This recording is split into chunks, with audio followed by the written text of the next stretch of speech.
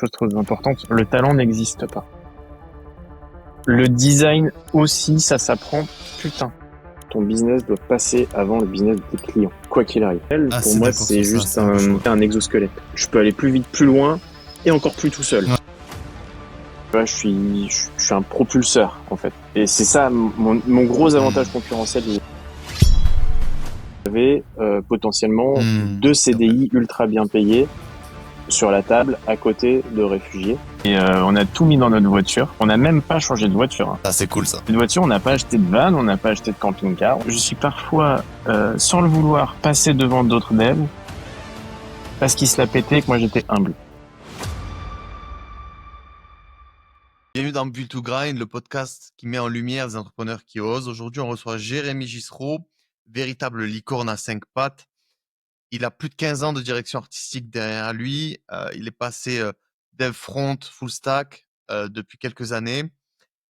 Il a confondé les bio-frères avec ses beaux-frères et surtout, il a été parent nomade qui a voyagé pendant 4 ans avec ses enfants dans toute l'Europe. Bienvenue Jérémy. Est-ce que tu peux te 3 mots et présenter 3 en phrases. 3 mots ou 3 Ah, c'est phrases? dur. Faut pas hésiter à m'interrompre parce que je suis trop bavard. On va dire, ouais, bah, trois mots. Là, Licorne à 5 pattes, ça fait 4 mots. Ouais, c'est ce que tu disais dans l'intro. Ça passe. ça passe, ça passe, ça passe. Trop cool. Il y a un truc que tu m'as dit en off qui est assez surprenant, c'est que tu as C'est commencé ça. ta carrière à 17 ans. C'était avant l'an 2000, s'il te plaît. À l'époque, on faisait encore des sites internet avec des fichiers texte et on faisait des tableaux Ouais. et on remplissait tous les tableaux. En fait, c'est ça. Donc, Sandro Dias n'a je pas suis connu. un peu un archéologue du web, tu vois. En gros, je voulais faire des films à l'époque. Et il y a une boîte qui faisait des films et des sites web. Ils m'ont dit, bah, viens bosser avec nous. Le week-end, on fera des films. Et le week-end, on n'a jamais fait de film. Par contre, on a fait des sites web. Les premiers jours, ils m'ont donné un bouquin épais comme ça sur le Flash et ils m'ont dit, t'as 2 jours pour prendre une anime. Donc 2 jours après, ils avaient leur anime. Moi, j'avais pas beaucoup dormi, mais j'avais chopé le virus. Et voilà. Ouais, Et 20 ans même plus plus de 20 tard, ans, ouais. tada! Mais du coup, Merci. 20 ans de freelance derrière toi, déjà félicitations. Il y en a pas beaucoup qui peuvent dire ça. C'est quoi qui t'a poussé vers le freelance plutôt que le salariat traditionnel? Est-ce qu'il y a, t'as une anecdote à nous partager, quelque chose On en qui t'a parlera fait le switch? certainement plus tard, mais j'ai eu une enfance un peu atypique. Je suis resté beaucoup chez moi. Et j'ai travaillé en agence au début de ma carrière en tant que directeur artistique. Et quand je m'ennuyais beaucoup au bureau, je faisais pas grand-chose à vrai dire. Et j'ai eu des missions qui sont venues, des propositions.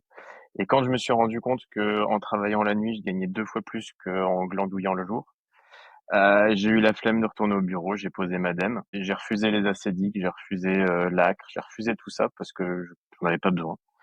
Et les premières années, je gagnais super bien ma vie, les premières années, parce qu'à l'époque, il y avait quasiment pas de concurrence sur le marché, c'était cool. C'était vraiment l'âge d'or, l'âge d'or, l'âge d'or, quoi. Ouais, c'est C'est ça. même pas l'âge d'or que j'ai connu moi, c'est avant cet âge-là. Trop cool. Et du coup, il y a un peu t'as quand même des étapes marquantes parce que tu as été directeur artistique, t'es passé un peu dev.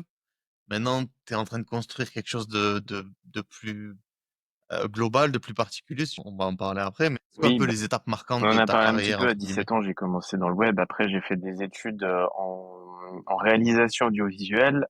Dans les effets spéciaux, j'ai appris la 3D, j'ai appris tout ça à l'école. Et en parallèle, j'étais en alternance en entreprise et je faisais du web toute la journée. Je suis pas allé au bout de ces études-là parce qu'on m'a tout de suite proposé un poste de DA si j'arrêtais mon alternance. Du coup, je suis rentré en alternance. Après, j'ai basculé freelance et en tant que freelance, à l'époque, j'aimais bien bosser tout seul. Ça a bien changé depuis, mais à l'époque, j'aimais bien bosser tout seul et du coup, pendant, on va dire 10-12 ans, j'accompagnais des PME, PMI depuis leur identité visuelle, la création de leur logo, la création de leur site web, le développement de leur site web, le pimpage de leur back-end de WordPress pour en faire un vrai outil métier. Du coup, j'ai appris le bac au passage en apprenant vraiment tout seul, le SEO, la créa, voilà. Et puis, à un moment donné, j'en ai eu marre, j'ai eu un cas de conscience, je me suis dit: «Bah, je mens à mes clients, en fait. Je fais des sites vitrines qui servent à rien, qui vont pas leur apporter de business, qui vont mettre des années à avoir un tant soit peu de traction, et qui sont même pas orientés, captation de leads, transformation, revenus et ainsi de suite». Et du coup, je me suis dit: «Bon, avec mes 10 doigts et tout ce que je sais faire, moi, ce que j'aime, c'est dessiner avec du HTML, quoi, en gros. faut que je travaille plutôt sur du produit, des choses qui ont du sens en termes de business. Du coup, j'ai changé de stack. J'ai jeté PHP à la poubelle. Je me suis mis vraiment sur la Jamstack. Voilà, React, Next.js à fond, toi-même tu sais.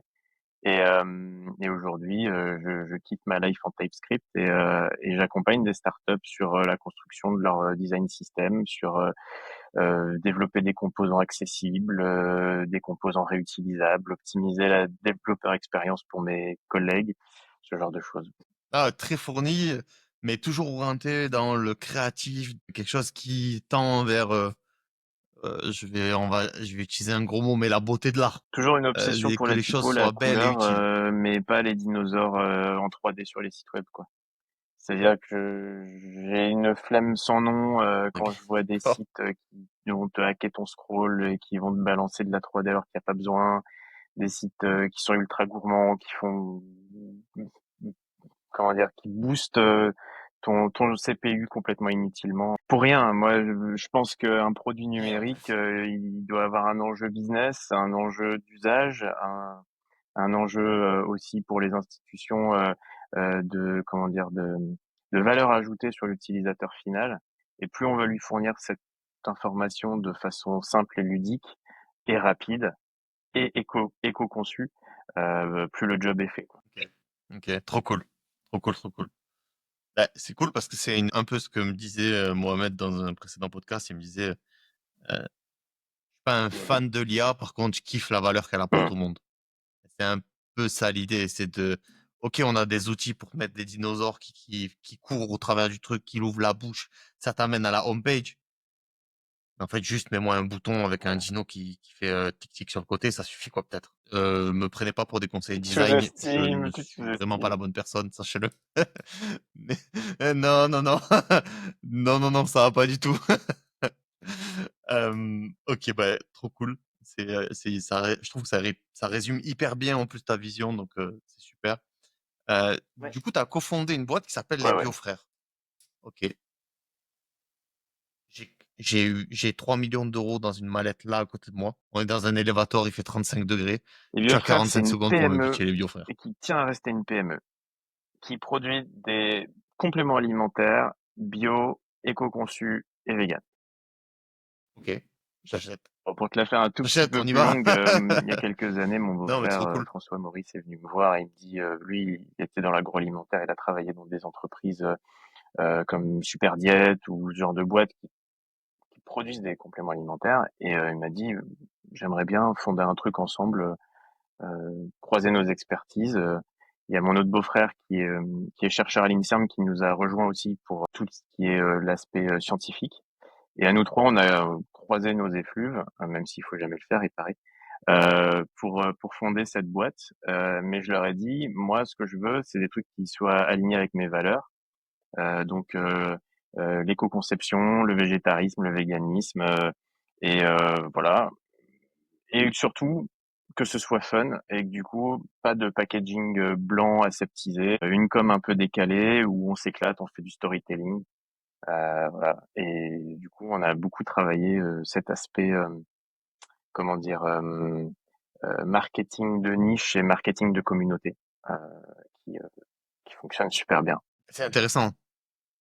Ouais, c'est ce que j'allais dire, c'est intéressant parce que du coup, tu cherches pas à plaire à tout le monde et tu assumes le truc de pas plaire à tout le monde. Heu, je suppose que, alors je fais une supposition, tu me dis si je me trompe, hein, mais je suppose que les Biofrères, tu vas pas les distribuer dans une salle Bah de ça muscu, quoi? pourrait, mais à ce moment-là on créerait une sous-marque by les Biofrères, tu vois. Mais non, voilà, nous c'est plutôt magasin bio. Voilà, OK, ouais. Naturopathe. On vend aussi sur Ouais. notre site internet. Et voilà. Ouais, des trucs qui parlent à ta cible et c'est vrai que moi, je suis en salle de muscu, tu me mets un grand pot de protéines Prozis et à côté tu me mets un joli packaging Les Biofrères avec, un truc un peu stylé, un peu vraiment healthy. Je pense que plein de testostérone, je vais aller vers le grand Et pot de c'est protéines normal. Et c'est Prozis, tu normal. vois? Qui est On a rouge. dans les cartons une. Alors, mes beaux-frères vont me taper dessus, mais c'est un scoop. Depuis plusieurs années, on travaille sur une sous-marque des Biofrères pour les sportifs. C'est dans les cartons.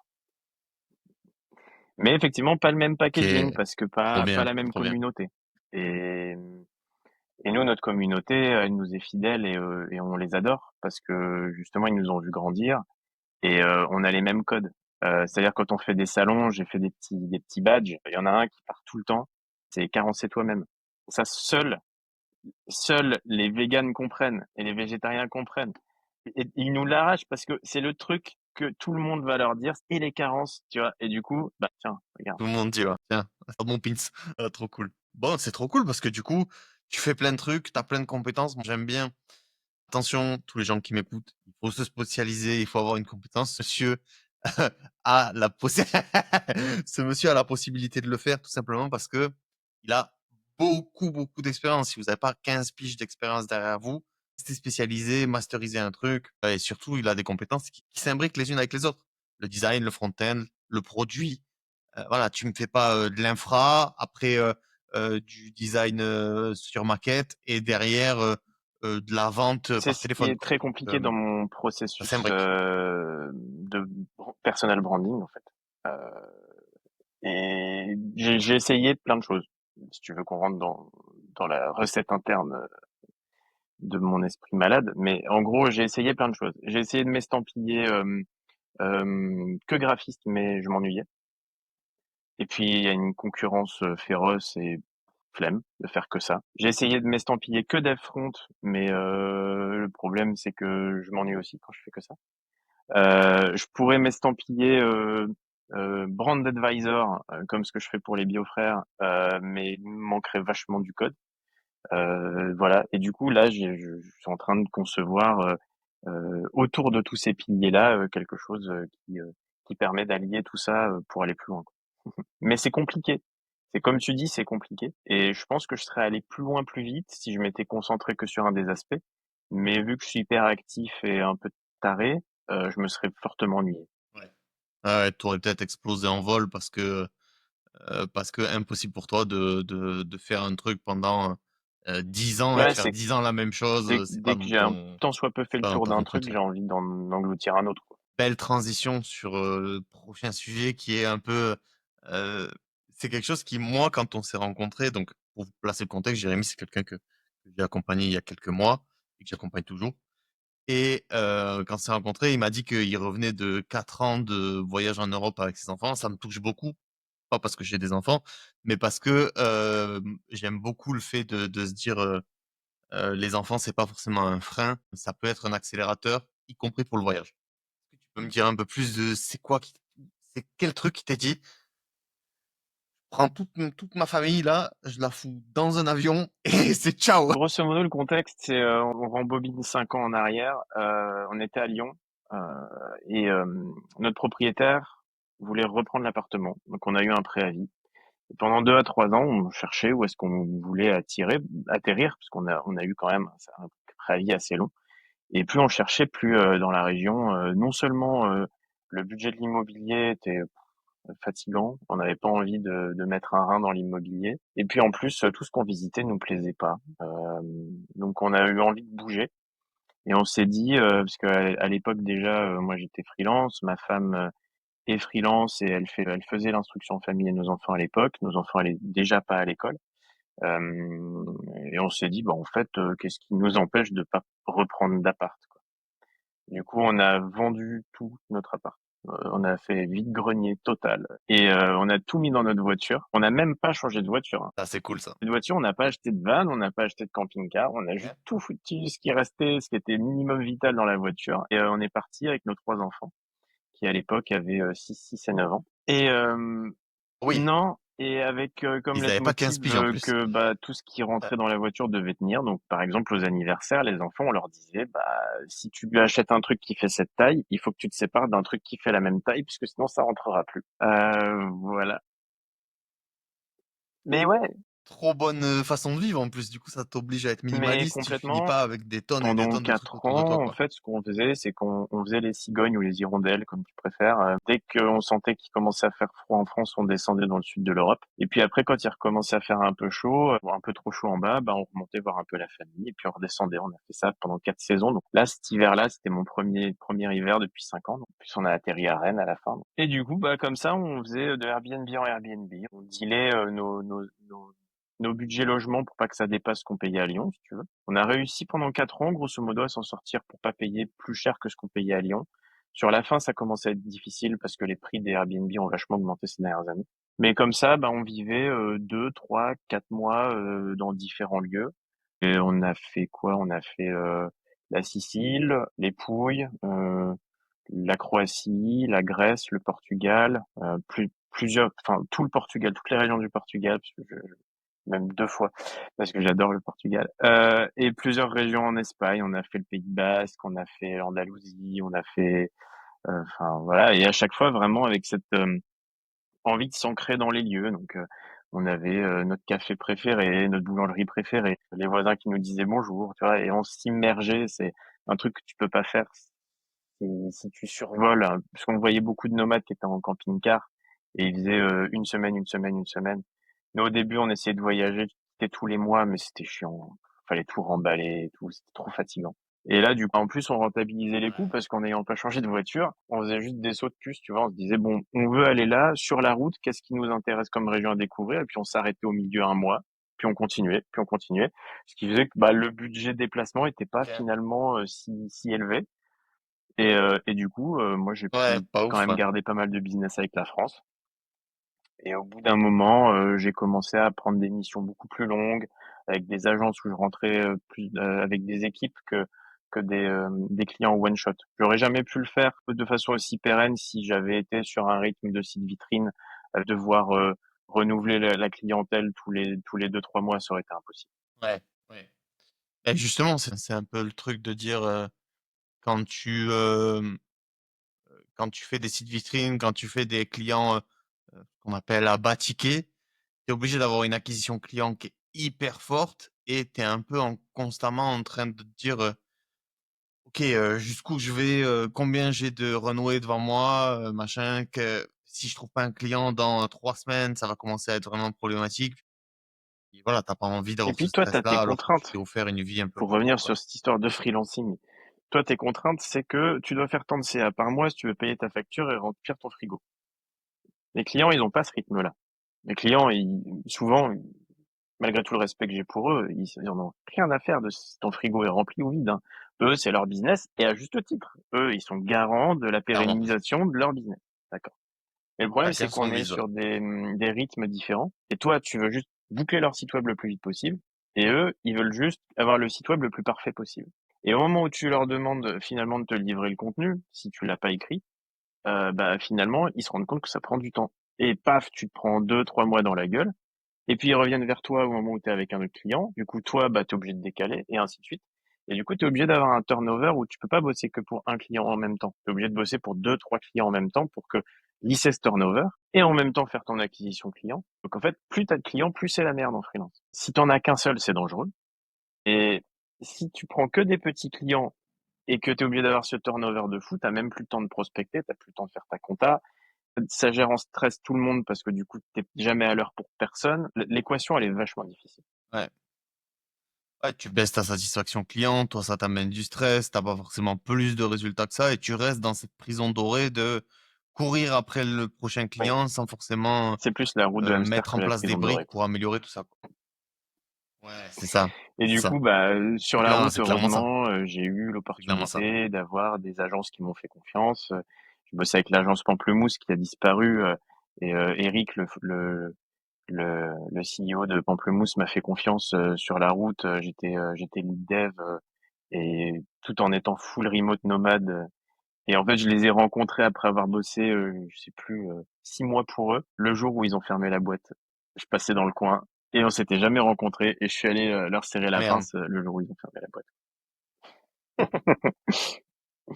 Voilà, mais c'est grâce à des personnes ça comme ça clôt que j'ai pu l'histoire, écoute, financer c'est ça comme ça, sans hein. stress, parce que j'ai rencontré beaucoup de nomades qui soit vivaient sur leur fonds perso d'avant de partir et qui cherchaient un modèle économique, soit qui avaient des deals Mmh. avec des boîtes ici en France ou ailleurs dans le monde, mais qui étaient vraiment une partie prenante dans des équipes. Mais par contre, si tu as ce système d'aller de client en client, c'est hyper dangereux de te lancer dans le nomadisme comme ça. Je le conseillerais à personne parce qu'à distance, c'est hyper hyper compliqué à gérer. Ouais.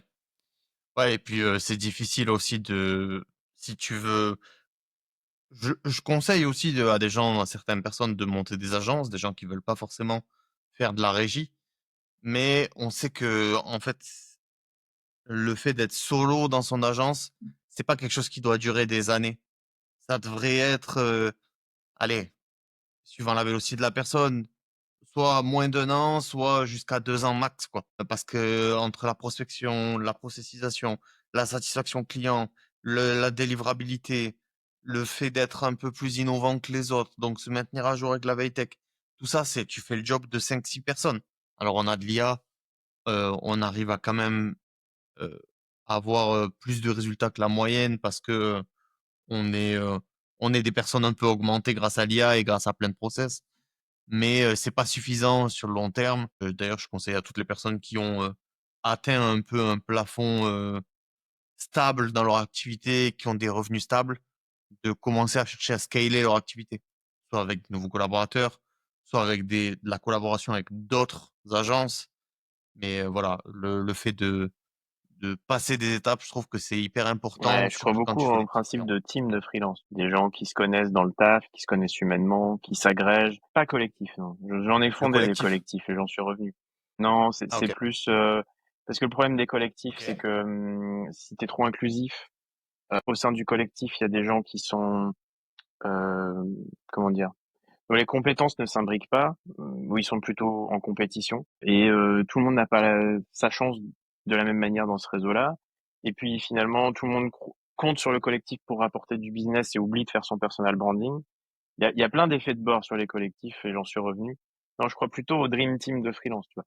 C'est-à-dire des gens qui se connaissent, qui sont amis dans la vie ou Ouais. qui s'entendent hyper bien dans le boulot et dont les compétences s'imbriquent parfaitement pour répondre à un besoin précis, ultra target pour une clientèle précise. Un collectif, ça shoot tout azimut avec des gens qui ont forcément pas forcément les mêmes process, les mêmes stacks, qui viennent peut-être s'agréger les uns les autres sur ponctuellement des missions, mais ça se passe rarement bien. D'expérience, j'ai jamais constaté que ça fonctionne bien. Ouais. Mais pour revenir sur OK. ce que tu dis, il y a un gros point OK, que OK. t'as oublié dans toute la Hem, liste de ce qu'on fait en tant que freelance. C'est la compta et tout ce qui est administratif.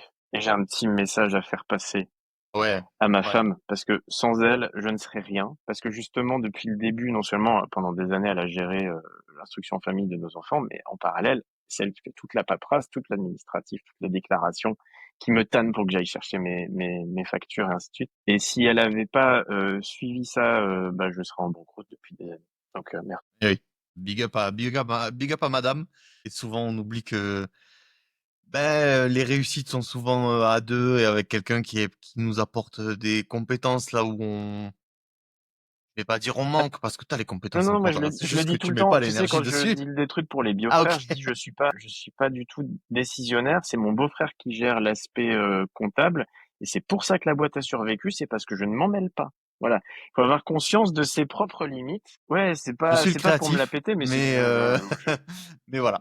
parfaitement conscience de mes points forts et de mes points faibles. C'est déjà une très belle avancée dans une activité. Hem, j'aimerais juste revenir à un truc, c'est, pour revenir un peu à ces 4 années, sur la route et après on repartira un peu plus sur le pro, c'est tu me disais que tu faisais de l'instruction en famille pour tes enfants. Comment tu gères ça? Déjà, moi qui connais pas ça et qui ai pas de trop de compétences là-dessus, comment ça se passe? Comment tu gères ça? Non, pas du tout. Est-ce que c'est facile à mettre en place? C'est absolument pas facile. En plus, pour la petite histoire, nous, on a été très engagés là-dedans, on en est très fiers et au milieu de la scolarité de nos enfants, ils ont changé la loi et alors désolé, je vais faire un peu de militantisme, Ouais, mais j'ai entendu parler de c'est ça. un sujet qui me tient à cœur. C'est un Vas-y, sujet qui me vas-y, tient c'est beaucoup à c'est cœur, ici que c'est tu peux le faire. qu'avant, en gros, tout le monde nous disait: «Mais vous avez pas le droit». Si, on a le droit, déjà. Mais ce qui s'est passé, c'est qu'avant, on était sur un régime déclaratif, c'est-à-dire que, bah, tu disais, à l'inspection académique, je vous déclare que mes enfants sont instruits en famille. Point.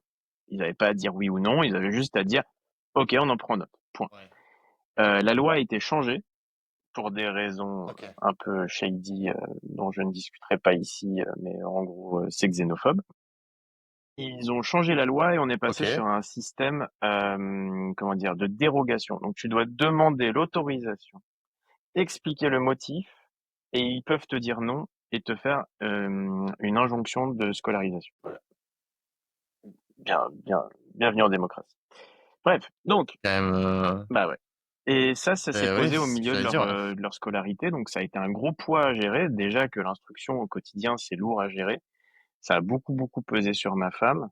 C'est aussi, en partie, une des raisons pour lesquelles on s'est arrêté de voyager, pas que, mais ça a été en partie pour ça. Mais en plus, on avait ce stress de se dire, d'année en année, est-ce qu'ils vont nous forcer à rescolariser nos enfants alors que ni eux ni nous, n'avions envie de les rescolariser? Nous, on avait du coup, comment ça se passe? C'est que si tu as l'autorisation, une fois par an, tu as un inspecteur qui vient à la maison où tu dois te déplacer voir l'inspecteur et ils font faire des exercices d'un côté à tes enfants. D'un autre côté, tu as comment dire, l'inspecteur qui discute avec toi de comment tu structures des apprentissages. Tu as aussi, chose complètement injuste, une assistante sociale qui vient chez toi. Alors que bah, les assistantes sociales ne vont pas chez tous les parents de France, mais ceux qui sont scolarisés à la maison, on vient chez eux. Pire, Ouais. quand tu es parent d'enfants instruits à la maison, on te verse l'allocation de rentrée scolaire, mais tu dois la rembourser, alors que c'est toi qui payes tous les supports et qui en plus donne tout ton temps pour instruire tes enfants. Mais non, parce que tes enfants sont instruits en famille, ils te la versent et il faut que tu la rembourses. Voilà, c'est que des trucs un peu mignons comme ça. Mais nous, on le faisait OK. parce que déjà on pouvait. Parce que c'était un plaisir, on travaillait chez nous, Ouais, on se c'est un voyait privilège, mal, ouais. imposer un rythme de dingue à nos enfants et de déléguer l'instruction de nos enfants à un service tiers. On avait envie d'internaliser ça. Voilà, c'est ça. J'aime bien l'idée.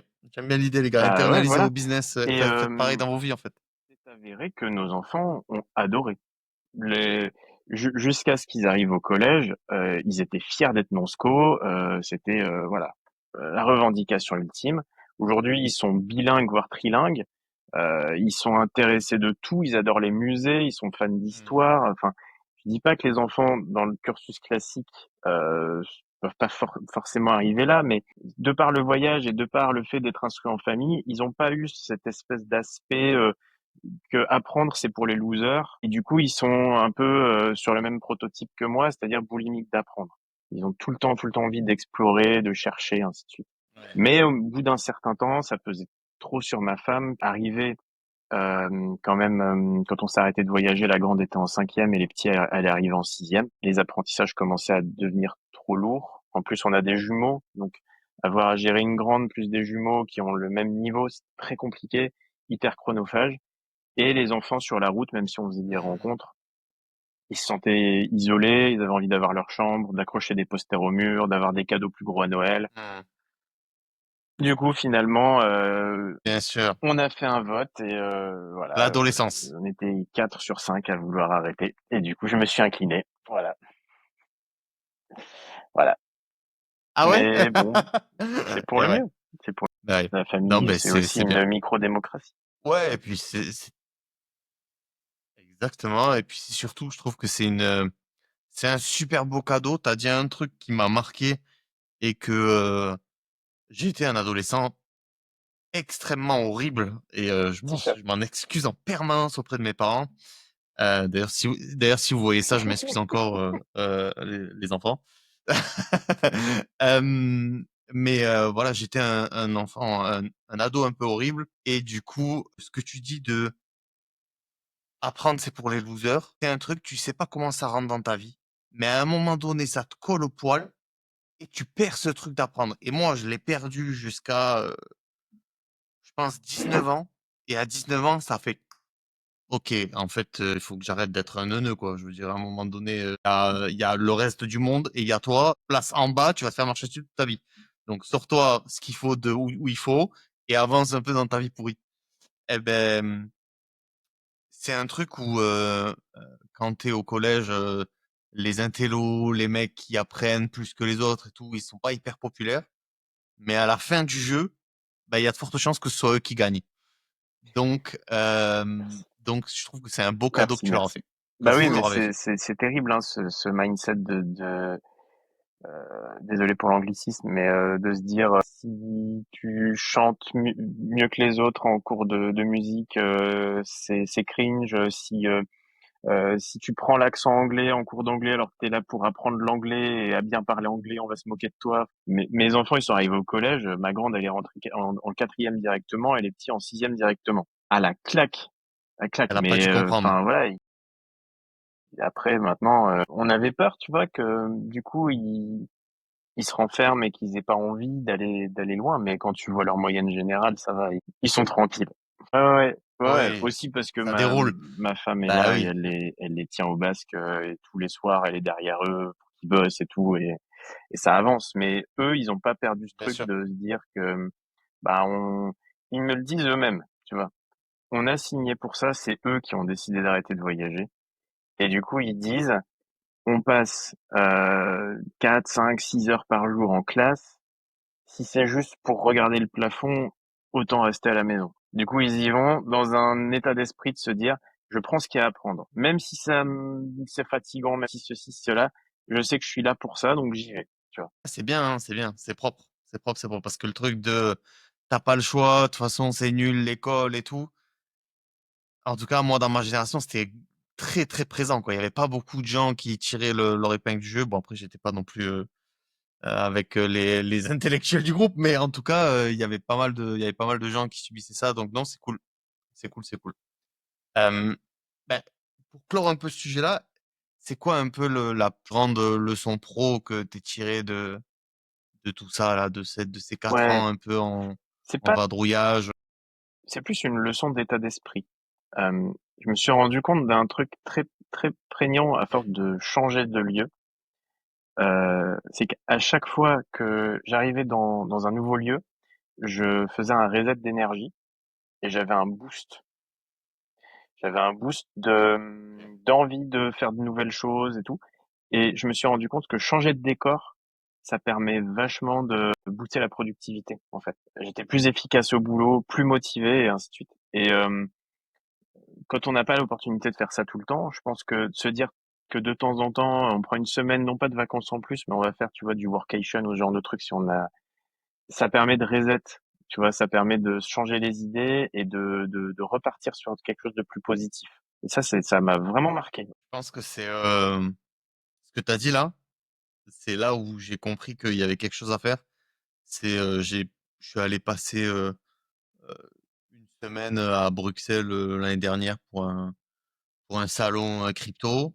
Et c'était le THC de l'année dernière à Bruxelles. Et en fait, j'ai passé une semaine seul, loin de mon cadre habituel, et je me suis mis à bosser. Ah, et quand je suis revenu de Bruxelles, en fait, j'étais mais, C'est fou, hein. fusée Ouais, stratosphérique, un truc inarrêtable. Et du coup, là, on va essayer de faire un co-living avec quelques entrepreneurs, et je pense que je vais essayer de faire ça plus souvent. c'est Peut-être bon ça. qu'entre les gens de Ouais, l'accompagnement, on va essayer de faire un truc comme ça. C'est encore dans ma tête, trop bien. mais il y a moyen que ça se fasse. Il y a moyen que ça se fasse un truc où c'est pas moi je suis pas là en mode c'est un mastermind ou quoi. Non, on vient tous ensemble, on bosse, on enregistre des podcasts, on fait du contenu, on échange des points de vue, Ça on peut trouve créer de la des belles collab, des synergies, trucs ça. comme ça. Ah ouais, ouais, je pense que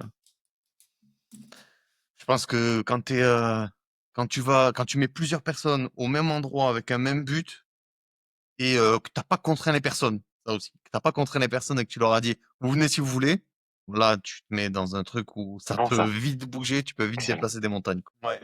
Euh, on va revenir un peu sur la partie pro. Il y a un truc que je voulais qu'on discute, c'est t'es passé de DA à développeur. Comment t'étais perçu un peu en tant que comment c'est comment les gens te percevaient, licorne à 5 pattes, pourquoi, voilà. C'est quoi un peu Alors, qui t'a je amené à suis tout ça? passé on va pas dire que je suis passé de DA à développeur, c'est que j'ai rajouté le développement à mon arc. D'accord?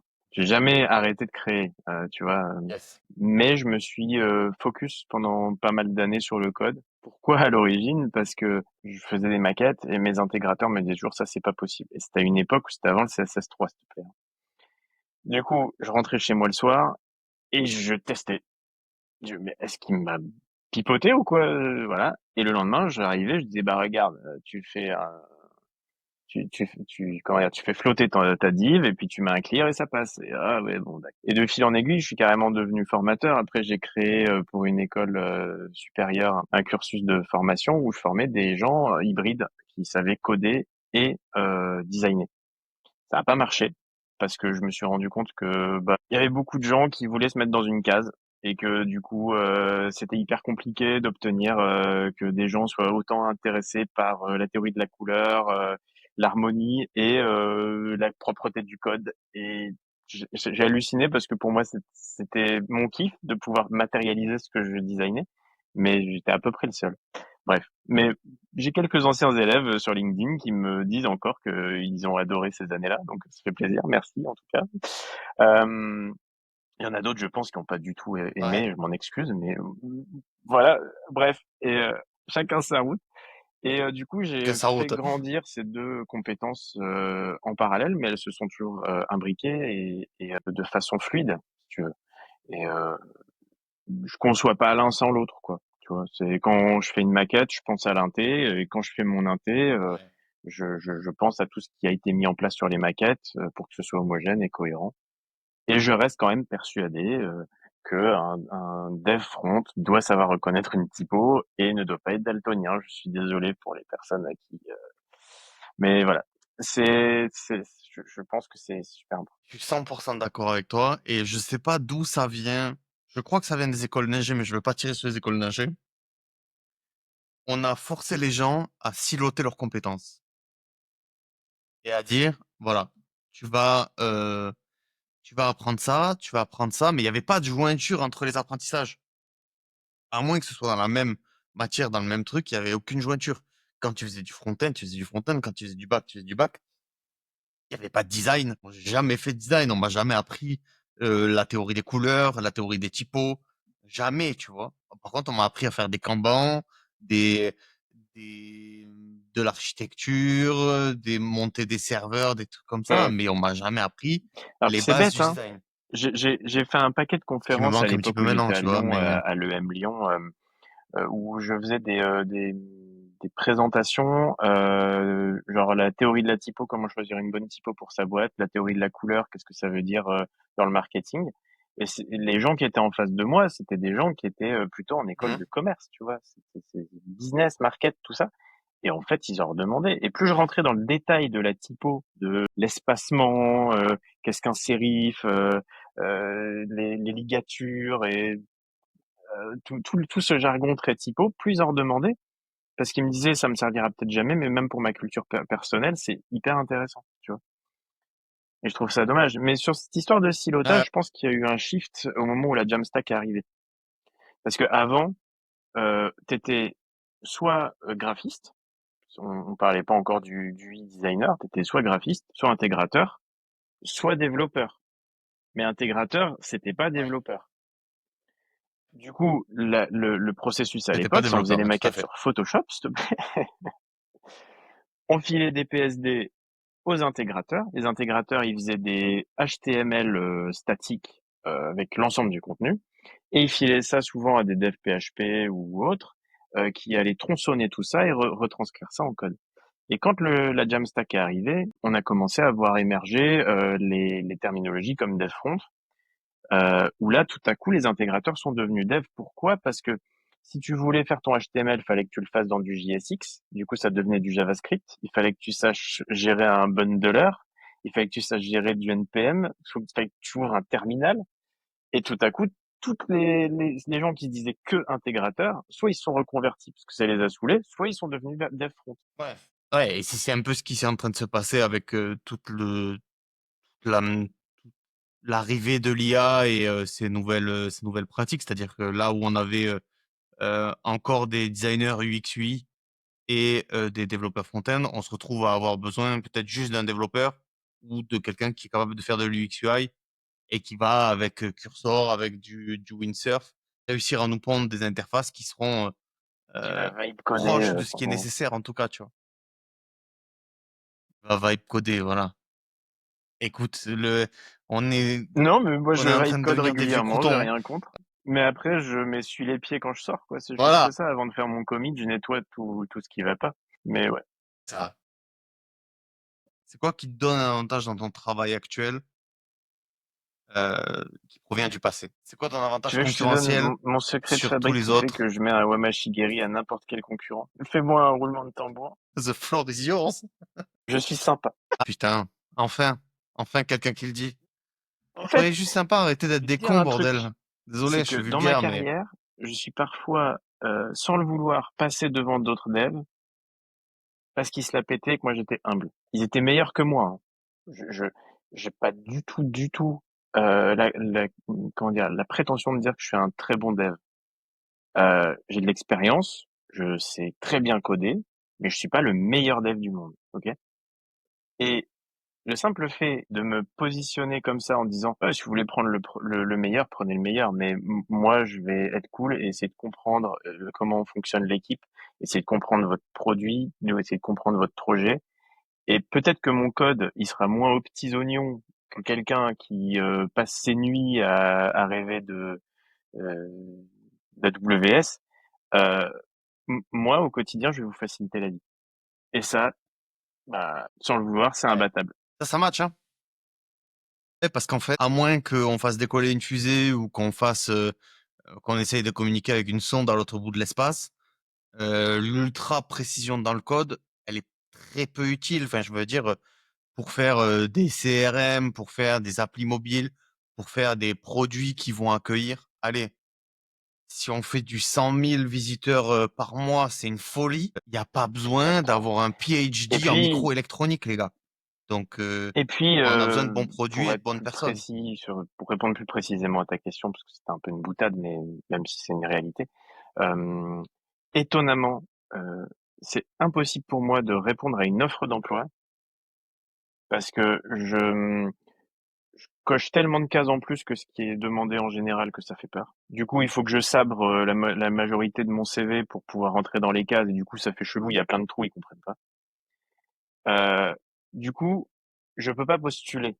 Je le sais, j'envoie des CV, c'est par contre, sur l'off market, je suis imbattable parce que les mecs, ils se disent: «Putain, le mec, s'il Ça fait marche bien. du dev front avec nous, vu qu'il sait faire des maquettes, ça va être au pixel perfect, voire plus».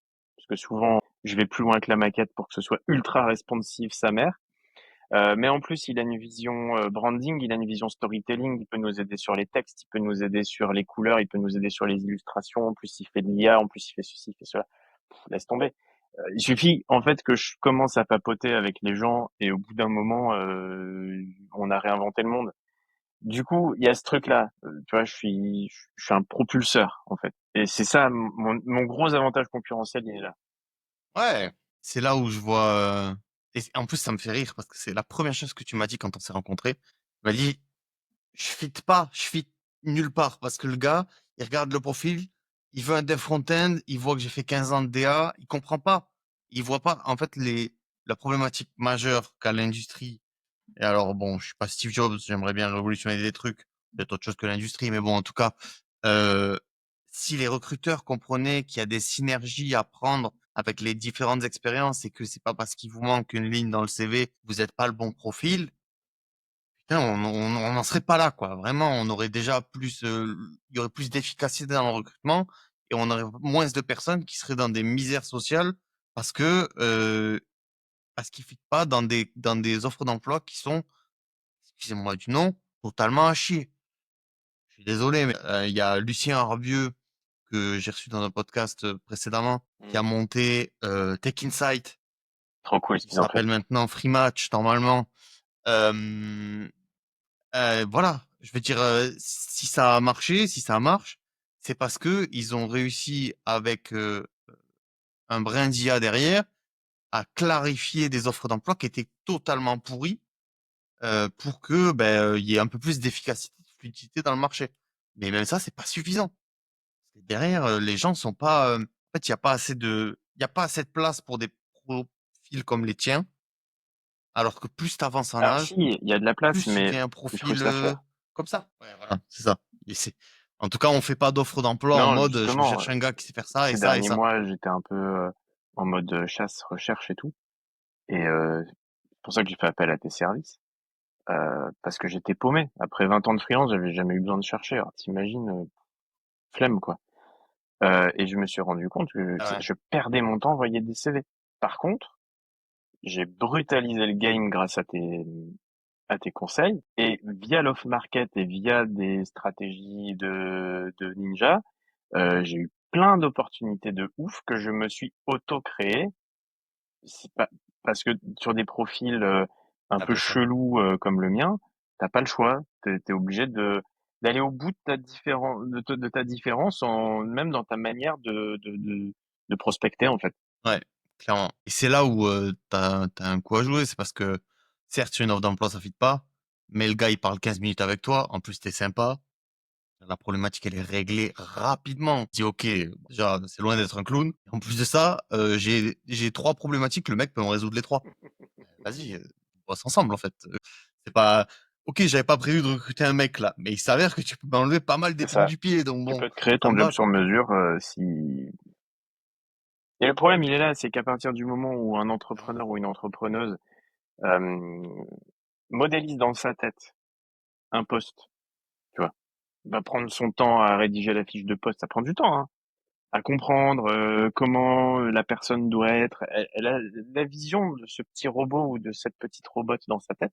Elle l'a figé sur papier, et ben elle peut plus en sortir. Par contre, si tu arrives toi en amont et que au lieu d'avoir la problématique, c'est trouver le robot parfait, c'est plus, bah, j'ai des problématiques comme ça dans ma boîte et j'ai besoin de gens qui m'aident à les résoudre et tout à coup ça ouvre le champ des possibles et tu te rends compte qu'une personne peut faire le job de trois ou qu'une personne est tellement transverse qu'elle va pouvoir propulser ton business, bah t'as même plus besoin de rédiger de fiche de poste, c'est ça encore en moins comme épine dans le pied.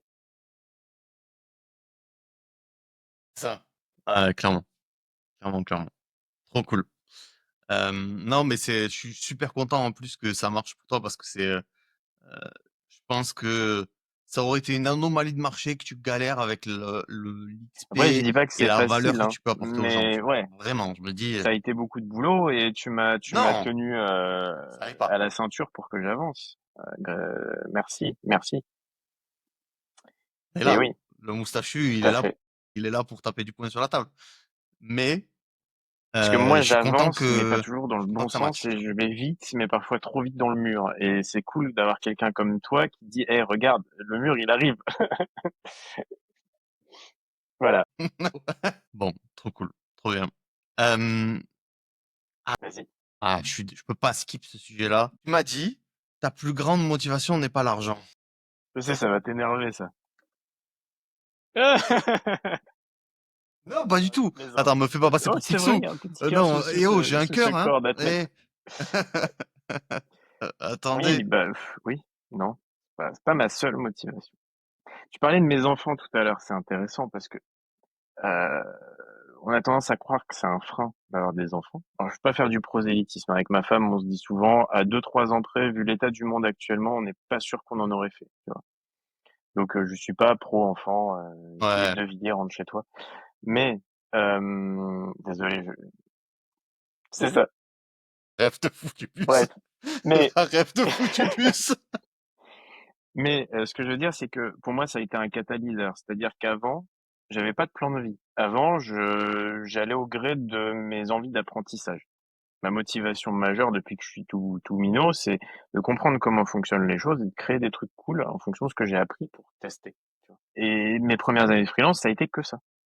Puis quand j'ai eu mes enfants, j'ai commencé à les voir grandir, je me suis dit, ah ouais, putain, un jour, il va falloir leur payer ça. Ah ouais, là, d'un coup, on va aller au cinéma, ça coûte 20 fois plus cher. On va aller au resto, c'est une blinde. On veut voyager, va payer 5 billets d'avion. Et du coup, je me suis dit, il me manque du carburant pour faire avancer mes projets, que ce soit perso ou même professionnel. Et ce carburant, c'est quoi? Bah, c'est de l'argent. Je j'aime pas me dire que ce que je fais doit me rapporter de l'argent pour le simple plaisir de regarder mon compte en banque avec plein de zéros, mais j'aime le fait de pouvoir me dire que j'ai suffisamment de quoi déjà pouvoir de temps en temps souffler et profiter de mes enfants, même si j'ai souvent du mal à m'arrêter. Euh, et surtout d'avoir suffisamment de carburant pour concrétiser mes projets, pour nous mettre à l'abri, ma femme et moi, à la retraite, parce que elle, la pauvre, elle a tellement mis sa carrière en pause pour gérer tout ça que finalement sa retraite, ça va être peanuts. Et en plus, mes enfants veulent aller étudier à Londres, donc il faut financer tout ça. Et du coup, aujourd'hui, c'est mon carburant et ça me pousse en fait dans mes retranchements à me dire, je peux pas juste me contenter du bouche à oreille, je peux pas juste me contenter de prendre le premier boulot qui vient. J'ai une exigence maintenant parce que je dois matérialiser tout ça pour nous 5, tu vois. Donc voilà, parfois c'est un peu lourd à porter, mais c'est un gros booster. Et ça m'a poussé à sortir de ces retranchements, de me dire ah ouais non, c'est surfait ceci cela. Ouais, c'est surfait en tant que tel. Gagner de l'argent pour s'acheter Ouais. une Porsche, il y en a qui kiffent. Moi, c'est pas du tout mon truc. Je roule en Scénic avec la même depuis des années, bientôt 300 000 bornes.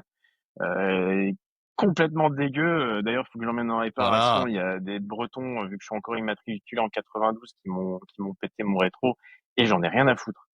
Euh, pour moi, l'argent, ça doit juste servir à concrétiser des projets. Voilà, exactement. Mais du coup, aujourd'hui, c'est devenu une motivation. Je le cache pas.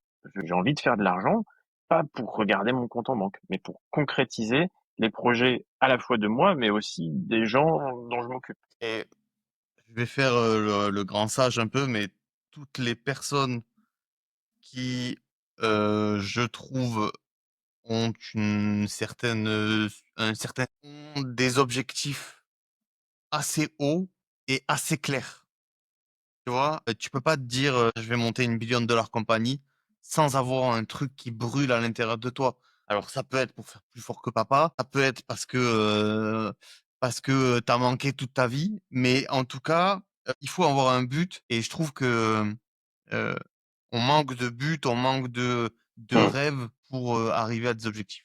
Je trouve que c'est bien, ce que tu viens de dire, c'est que l'argent, c'est pas une motivation, mais par contre, pouvoir subvenir aux besoins de tout le monde et que tout le monde puisse arriver à ce qu'il veut faire, c'est une motivation assez grande pour se tabasser, essayer de Tu structurer sais le que tu as truc le besoin de plus ce possible pour que ça chiffre-là aille le plus loin annuel. possible.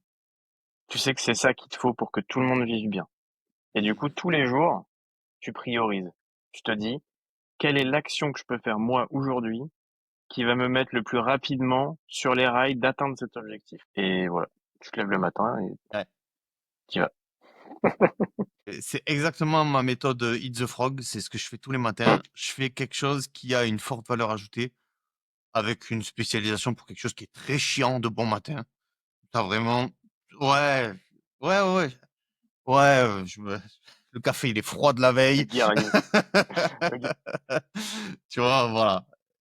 Non, mais en fait, c'est la technique Eat the Frog, c'est vraiment de se dire: «Je fais une action à forte valeur ajoutée qui me demande beaucoup d'énergie, de bon matin, j'en fais une et comme ça, après, je peux me permettre de faire des actions qui sont connexes, transverses à mon business et mais au moins, j'aurais fait quelque chose qui Intéressant. m'aura fait vraiment avancer dans la journée».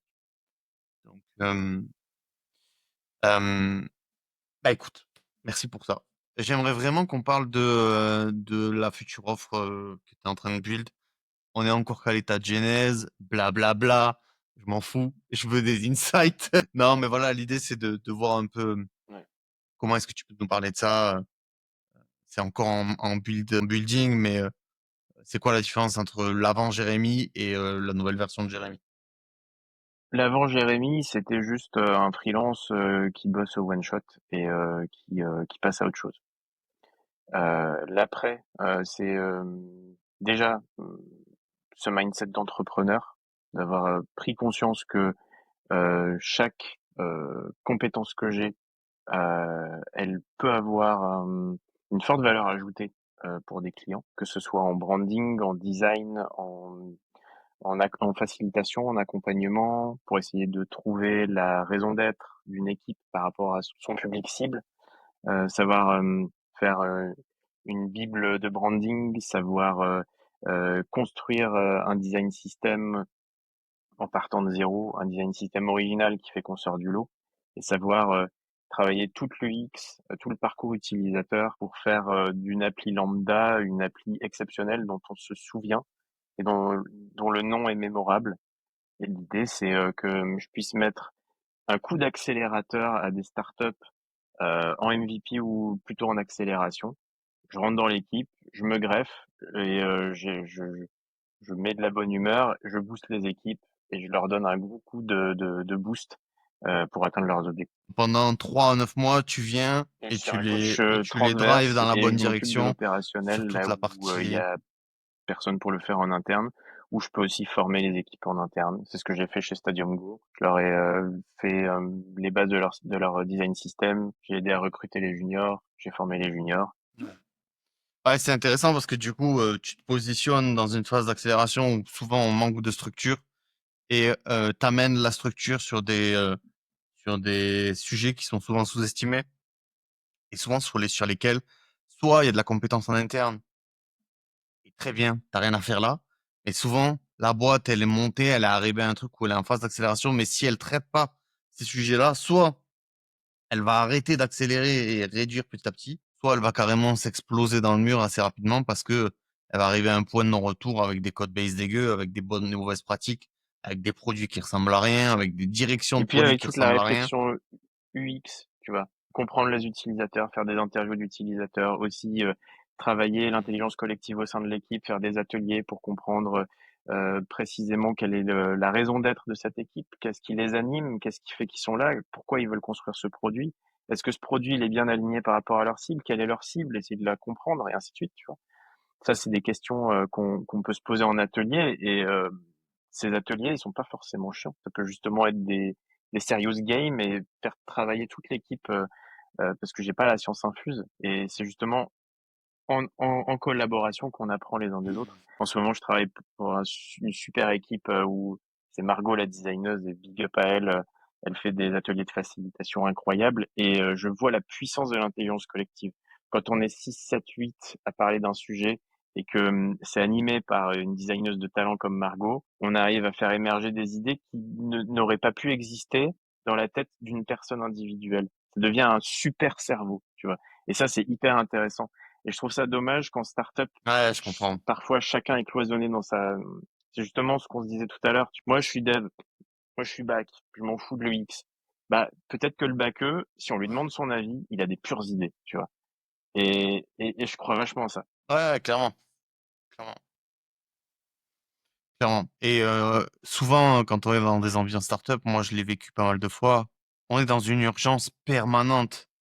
On est dans un rush, on a soit on crame de l'oseille qui provient des investisseurs et il y en a souvent jamais assez parce qu'on est en train de scaler, soit on crame, soit on est positif, mais on est positif en galère complet et il y a vraiment pas beaucoup d'argent et donc du coup on a ce truc d'urgence, d'urgence, d'urgence de traiter uniquement les sujets qui apportent de la valeur directe et je pense qu'un positionnement comme le tien peut vraiment, vraiment redonner un coup de boost. Et même, il y a des moments où tu es dans le truc et tu te rends pas compte que tu vas t'exploser contre un mur parce que ton produit, C'est en ça. vrai, il sert à rien. Et il y a beaucoup de boîtes qui construisent des produits qui servent à que dalle, qui ont pas de base J'en utilisateur, mais parlais qui justement continuent hier parce qu'ils ont du cash à cramer. avec un jeune UX designer. Désolé si tu me regardes, je me rappelle plus de ton prénom.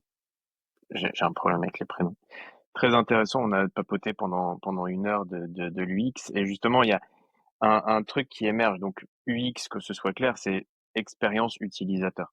Donc, c'est l'analyse. Je sais que tu sais, Lucas, mais vu que tu me disais qu'il fallait pas utiliser trop de jargon, c'est l'analyse des parcours C'est et bon, de ce que ça me va. vit l'utilisateur en utilisant un service, un produit. Ça peut même se vivre dans le monde réel, hein. Si à côté des feux de signalisation, le fait qu'il y ait un bouton et qu'il soit en bas pour que les personnes en situation de handicap puissent appuyer dessus, c'est le UX. Et du coup, l'une de mes cordes sur mon joli arc qui commence à peser très lourd, c'est justement ça, comprendre le besoin utilisateur. Et justement, il y a une dichotomie en ce moment dans le monde de l'UX et encore plus avec l'arrivée de l'IA qui chatouille tout le monde. C'est que les UX designers, eux, ils sont focus vachement utilisateurs. Et ils s'en moquent, désolé pour ceux que ça va chatouiller, mais si ils doivent passer 7 mois à comprendre les besoins des utilisateurs et être payés pour ça et de cramer du budget de la boîte juste là-dedans, tant que ils sont pas allés au bout, ils vont y aller. D'accord? Ça, c'est le mindset UX à l'ancienne et c'est génial quand tu travailles sur des nationaux qui doivent avoir un impact monstrueux, il vaut mieux faire ça.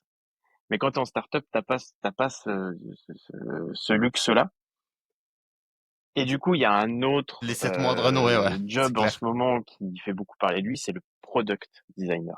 Le product designer, lui, conçoit le produit en termes de business. Et moi, ce que j'aime faire, c'est me positionner entre les deux. C'est-à-dire réussir à recouper le business et le rematcher avec les besoins des utilisateurs pour avoir à la fois une vision, comment dire, opérationnelle, efficace et une vision aussi profonde de compréhension de l'utilisateur. Je suis persuadé que l'un ne va pas sans l'autre. Et puis de toute façon, si tu décorrèles ton user de ton business, tu vas jamais réussir à avoir un Tout à produit fait. qui Mais sera par contre, aligné si tu oublies le entre les deux. business Donc, model, si tu oublies ce qui donne le cash flow à la boîte, si tu crames tout pour tout donner à l'utilisateur, de moi toute aussi. façon, ton outil est pas pérenne. L'utilisateur va être déçu parce que tu vas mettre la clé sous la porte et tu vas mettre des gens au chômage. Le métier de product, ça va être ça. Ça va être d'essayer de comprendre quels sont les assets d'une entreprise, quel est son savoir-faire, quels sont éventuellement les manques, et de matcher ça avec un besoin d'une cible, d'une niche. Parce que parfois, il y a des startups qui pédalent dans la semoule pendant des mois et ils se rendent compte qu'en fait, ils sont en train de chasser dans la mauvaise forêt, quoi. Ils sont pas du tout, voilà. L'exemple Ouais, le plus exactement. flagrant, c'est Instagram, hein. Quand ils ont commencé, ils voulaient copier un réseau social et puis ce qui fait tout le monde, c'est leur filtre sur les photos. Ils ont pivoté, ils sont concentrés là-dessus et ils ont cartonné. Mhm, c'est Ouais, ça. Et c'est bien parce que ton positionnement peut aussi amener à un pivot. Et, euh, et souvent, on paye des grands conseillers, désolé aux gens que j'accompagne qui sont des grands consultants en transformation digitale, mais on paye souvent des grands cabinets de transformation digitale et ce genre de choses, alors que parfois, bah, juste un mec qui te dit tes quatre vérités en face et qui te dit que, bah, en fait, tu pars pas du tout dans le bon sens, il faut faire un pivot, en fait. Ta cible, elle est pas bonne, ton produit, il est dégueu, Mm. ta douleur C'est côté ça. utilisateur, elle n'existe pas vraiment. Tu as parlé à 10 personnes, si ces 10 personnes, il y en a aucun qui est capable de te lâcher ne serait-ce que 5 centimes Partir de la pour douleur. utiliser Je ton parlais de produit, TextInsight tout à l'heure, ils c'est ont mort. tellement bien fait ça. La douleur qu'ils avaient au quotidien, c'est postuler. Ils se sont dit, il y a trop d'offres qui sont pourries sur le marché. Nous, on va proposer ça. Ils nous ont mis ça sur LinkedIn. Vous voulez nous suivre, les gars, mettez un peu de cash. On a mis des sous. Ils ont financé, ils ont lancé. À partir du moment où les gens payent, avant même que le produit existe, ça veut dire que la douleur existe. Ouais. Et c'est le plus grand conseil que on donne hein, enfin, que j'essaie de donner aux entrepreneurs et que tous les gens que je côtoie donnent, c'est build pas ton Vends-le et produit. construis-le après. Va le Ouais. Par vendre. contre, Trouve 10 par contre, users. Ouais, t'as trouve intérêt à envoyer 10 sévère. users qui sont T'as capables de te intérêt à envoyer payer sans que sévère. tu rien, juste un Si les gens paplaf. te payent, il faut, ouais, mais non, mais ce que Au je veux pire, dire, tu c'est feras un qu'à partir du refund, c'est moment pas où ils t'ont grave. payé, Tu vois? il faut cravacher derrière pour livrer le plus vite. Oui, c'est le jeu, ça. Ouais. Mais c'est le jeu, tu vois. Et je préfère et je l'ai fait, tu vois, vraiment, j'ai perdu mon temps pendant 6-8 mois avec deux mecs qui faisaient du market. Moi, j'étais le seul au dev à build un produit. On n'a jamais trouvé des utilisateurs. Tous les gens que je connaissais m'ont dit oui, t'inquiète, c'est une bonne idée, machin. Mais ça, c'est parce que tu as des amis, c'est parce que tu as des gens qui te soutiennent. Mais va parler à des gens à froid, à quelqu'un, tu lui présentes ton produit. Tu parles à 100 personnes, qu'il n'y en a aucun qui veut investir, rien, qui veut même pas faire bêta-testeur sur ton produit gratuitement. Eh, vas-y, laisse tomber. Mm, Laisse tomber, fais autre chose. Va élever des chèvres dans le Larzac. c'est Tu ça. gagneras plus d'oseille, au moins, donne du lait, les chèvres. Donc, donc voilà. Je raconte des trucs, moi. Euh, c'est quoi un peu t'as un timing un peu pour vraiment productiser cette offre, la mettre en avant, Ça ou va c'est être encore dans assez brumeux? d'ici cet été. Parce que là, pour l'instant, je suis encore avec ma team réfugiés.info. Big up à eux s'ils nous écoutent. Et du coup, ça me laisse Ouais, le temps ouais. de peaufiner cette offre. Et puis, je m'occupe aussi des biofrères en parallèle, donc je ralentis un tout petit peu. Et je prends le temps de faire les choses bien. Bah, tu fais bien. Tu fais bien, tu fais bien. Bah, du coup, justement, pour parler un peu des biofrères, tu m'as dit en off que les choses qu'on a apprises sur LinkedIn, toi et moi, On est en train de le sont en mettre en train de place pour porter les ses biofrères. fruits Je chez les crois, je crois biofrères. beaucoup founder marketing. Voilà. Mm. Ouais, Donc c'est ce désolé, que je prône. Donc oui, désolé tu pour peux y aller. l'anglicisme encore une fois. Le Tu founder prêches un marketing, convaincu. si toi qui nous regardes, tu ne sais pas, c'est le marketing du fondateur. Un peu à la manière On cite toujours les mêmes, mais Steve Jobs, pour ne pas citer les nazis, mais Jobs, Steve Jobs, oups, désolé, il a glissé. c'est pas grave, Désolé, c'est il a classique. glissé, les gars. Steve Jobs notamment est tout aussi connu qu'Apple quasiment. Et aujourd'hui, on est surtout sur Mmh, LinkedIn. clairement. Ce qui va fonctionner, c'est pas les pages de marque qui vont dire cher réseau, voici notre nouveau produit. De Non, société. ça se travaille au quotidien et du coup, bah écoute, on est en train d'appliquer tout ce que j'ai appris grâce à tes bons conseils sur mon personal branding. On est en train de l'appliquer en mode du coup founder marketing pour mon beau-frère du coup pour le propulser dans le LinkedIn game. Mais c'est super marrant parce que du coup, bah, on est quatre à travailler sur son compte LinkedIn, c'est n'importe quoi.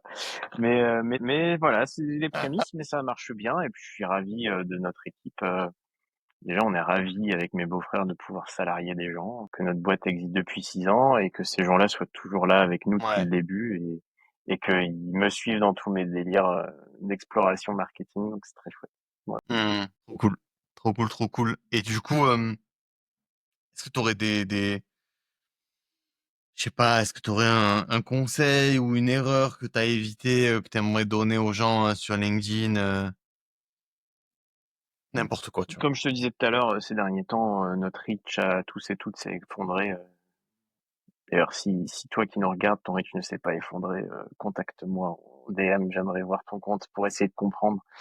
Euh, mais en fait, je me suis rendu compte que c'était une fausse métrique et que ces derniers mois ont été pleins d'enseignements. J'ai posté 2 fois par jour pendant 4 mois. Euh, en mode de Ultra Warrior OK. et j'ai appris du coup plein de choses sur ma capacité à écrire des choses, sur la non-capacité de l'IA à écrire des choses à ma place, euh, comment l'utiliser intelligemment, c'est-à-dire l'utiliser pour l'idéation, mais réécrire à sa place. C'est étrange, hein, mais en fait, j'écris un truc à l'IA, elle m'écrit un truc que je réécris par-dessus elle et ça donne un bon résultat. Voilà. Donc là, on est vraiment en mode de cerveau. Que en fait, c'est toujours pareil, mais quand tu veux te démarquer, faut faire ce que les autres ne font pas ou plus. Ouais, quand l'IA est arrivée, tout le monde Ça, c'est s'est un bon mis à en conseil, ça. faire.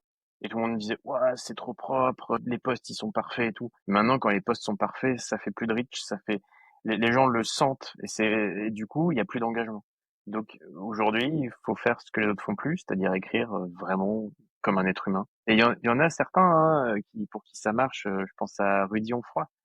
Lui, il est super balèze dans le LinkedIn game et il est jamais tombé dans l'erreur de l'IA. Il écrit toujours des trucs hyper longs. Il va Mmh. complètement à l'inverse des standards de LinkedIn. Alors lui, il est installé depuis longtemps, donc c'est plus facile. Mais je trouve ça inspirant. De voir qu'il y a encore des gens qui prennent le temps d'écrire avec leurs plumes, et qui font des phrases longues et qui sautent pas des lignes toutes les 3 minutes et qui mettent pas Ouais, bien 20 sûr. 000 emojis. Et moi, j'ai tout essayé. J'ai essayé les méthodes automatiques, les méthodes semi-automatiques, la génération d'images, les carousels, les machins, avec plus ou moins de succès. Et aujourd'hui, je reviens à quelque chose de plus moins épileptique dans le rythme de production. Mais j'ai découvert vraiment, ça a confirmé le truc que j'adore écrire en fait. Euh, J'adore écrire du contenu, créer du contenu. Et du coup, aujourd'hui, je le fais à la fois pour le développement de business, mais aussi pour moi. Parce que ça m'aide à explorer des idées, aller au bout. Et ça me met dans un mindset quotidien à chaque fois qu'il y a quelque chose qui peut être intéressant pour mon LinkedIn, je le note. Et du coup, je le retiens. Et du coup, je le fouille. Et du coup, je me suis fait une reading list de psychopathes. Je me suis mis un outil spécial pour ça, pour gérer mon flux. Ouais, il y a ça aussi. OK. Gérer son flux de consommation, pas juste doom scroller à l'infini, mais avoir un flux maîtrisé de contenu qui Ouais, va ça, c'est dans le droit fil de là où tu veux être dans un an. Ce que tu lis aujourd'hui fera celui que tu seras dans un an. Donc voilà. mmh. Je pense qu'il y a un truc, qui est qui m'a choqué, moi, c'est à la vitesse à laquelle l'IA est devenue moins populaire dans 1 mois et l'écriture. demi. Je veux dire, ça a Oh, duré, allez, non, mais 5 les posts mois, ultra un ciblés peu en plus mode quand même. vachement IA, Allez. sur les templates et tout, Ouais, ouais, ouais. ouais, franchement. Ouais, 3 mois, ouais. Ouais. Et c'est hyper, hyper important de dire ça parce que tous les gens qui se mettent à créer du contenu sont en fait, ils cherchent des métriques, surtout que les gens sont souvent les personnes techniques sont, data driven et elles cherchent des métriques, elles cherchent des choses sur lesquelles se calquer. Sauf que LinkedIn, c'est le truc où tu Et as puis le tu peux moins faire de métriques au un monde, quoi. ouais, et Tu puis tu as peux faire un like, post qui est commentaire, dégueulasse reach, en c'est reach, tout. mais dont les gens vont te parler en DM parce que Exactement. ça leur Les gens vont le parle et voir, vont ouais, te voilà. parler en DM, Mmh. ils vont Et trouver puis, ça cool. mais tu vois, le fait d'avoir été épileptique, à 2 posts par jour, ça m'a aussi ouvert plein de portes. Mais vraiment, mais de ouf. C'est-à-dire que Bah oui. tous les gens que je connais sont venus me voir en me disant: «Putain mec, ton LinkedIn, c'est taré, quoi». Voilà. Et oui. En plus, tu as chopé un branding décalé, tu as osé, heu, tu osé te pointer comme une licorne, en fait, avec un violet, avec, Ouais. Ma des couleur préférée, c'est le enfin, rose, vraiment, hein, donc donc j'assume. je pense que ça a joué beaucoup, Mais quoi. pareil, le marketing de Voilà. commentaires aussi, ça marche hyper bien. Ça, je le développe pas assez. Écrire des commentaires à la fois informatifs Ouais, et drôles, être un peu décalé, assumer sa personnalité, pas arriver en mode cher réseau, mais vraiment à s'en 100. éloigner complètement en étant exactement pareil dans les commentaires que dans la vie. Ça aide. Bah, quand t'es sympa, hein. Si t'es un connard, vaut mieux que Ouais. tu fasses cher réseau. Ouais. Non, mais ouais, c'est important, je pense, de ramener de l'authenticité, c'est pour ça, je suis pas là, là, dans les podcasts, ouais, on dit des gros mots, ouais, on parle mal, on fait des vannes et tout. Parce qu'on est comme ça, en fait. Moi, si tu prends mon accompagnement, tu vas passer, allez, 10-12 heures avec moi en appel, et je vais pas être là. Alors, bienvenue, machin. Heureusement, Non, sinon on j'aurais va raccroché rigoler. Enfin, direct. je veux dire, le but, c'est aussi de vivre. Voilà. Donc non, non, je pense que c'est important d'être authentique. C'est important de pas tomber dans le vanity metrics.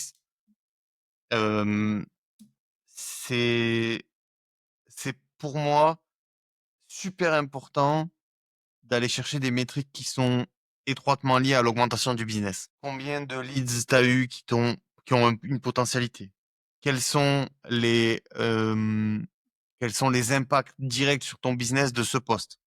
Est-ce que ça t'a permis de découvrir d'autres personnes? Ça t'a permis d'augmenter ton nombre d'abonnés? Est-ce que ça t'a permis d'aller chercher euh, de l'autorité dans le réseau? C'est important aussi de construire son Ah, pour autorité. te la faire courte, grâce à tes conseils, j'ai appliqué à la lettre tout ce que tu m'avais livré, et j'ai essayé de le faire en mode rouleau compresseur ultra turbo. Et pendant 4 mois, j'ai fait ça, mais de ouf. Et ce que ça m'a apporté, c'est que je suis passé de 1000 contacts à, je sais plus où j'en suis, 3 4 000. Euh, et j'ai eu des leads ultra qualifiés qui ont abouti au moment où mon contrat avec Réfugié était incertain. J'ai dû faire un choix. J'avais potentiellement deux C'est vrai. CDI ultra bien payés sur la table à côté de Réfugié. Et j'ai préféré continuer avec ma team RI parce que c'est une équipe de bisounours et que je fit tellement dans le décor que je me voyais mal les laisser. Voilà. Mais je sais pas encore combien de temps ça va durer parce que les financements d'État sont toujours incertains. Euh, Malheureusement, c'est en bonne voie, mais on sait pas. Et c'est pour ça que je travaille mon offre, mais que je ralentis pas LinkedIn. Ça, c'est le deuxième conseil. C'est pas parce que tu as trouvé une mission longue, c'est pas parce que tu as décroché un gros contrat qu'il faut arrêter la prospection. Il faut continuer. Et le plus gros conseil que je Yes. pourrais donner à n'importe quel freelance, c'est ton business doit passer avant le business de tes clients. Quoi qu'il arrive. Tu es le plus important. Quoi qu'il arrive. C'est, désolé pour mes clients, mais ce sera toujours ma gueule avant vous parce que c'est ce que moi je gagne qui nourrit mes enfants. Toi, ton business, il est important pour moi parce que je suis ton prestataire, parce que je veux que tu sois satisfait de ma prestation, je veux que tu me recommandes et je veux pouvoir être fier de mon travail. Mais ton business n'est pas le mien. Mon business, c'est mon business. Voilà. Si tu veux que ton business soit le mien à ce moment-là, Exactement. bah tu me prends comme investisseur et on devient partenaire. Voilà.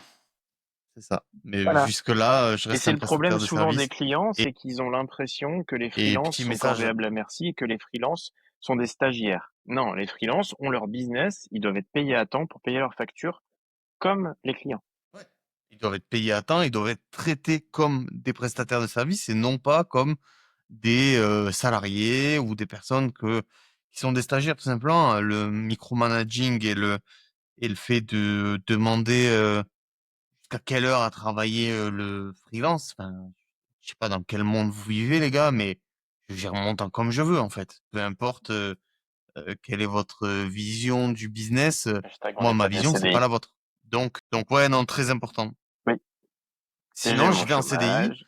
et j'ai mon Oui. chômage. Je toucherai pas de retraite J'ai parce mon qu'il n'y en aura pas, chômage, j'ai mais mes en trois tout cas, mois de voilà. sécurité si je me fais virer.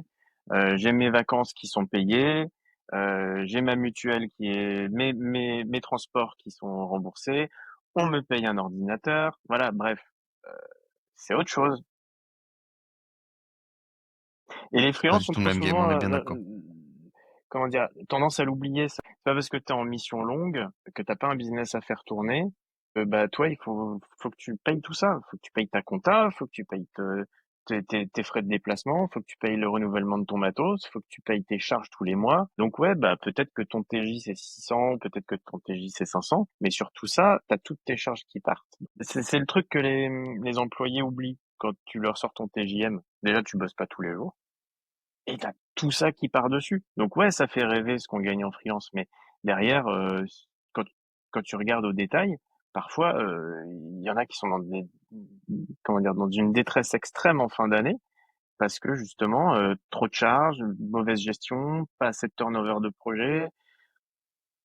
Donc ouais, Clairement, hein, j'ai beaucoup de clients là qui ont passé, enfin beaucoup de prospects qui ont passé des mois, des années dans la même mission et qui, comme une fleur, se réveillent à la fin de leur mission en me disant, voilà, je comprends pas, pas de liste, j'ai pas de contact. Ouais, mais en même temps, qu'est-ce que t'as fait? Tu même pas de photo de profil.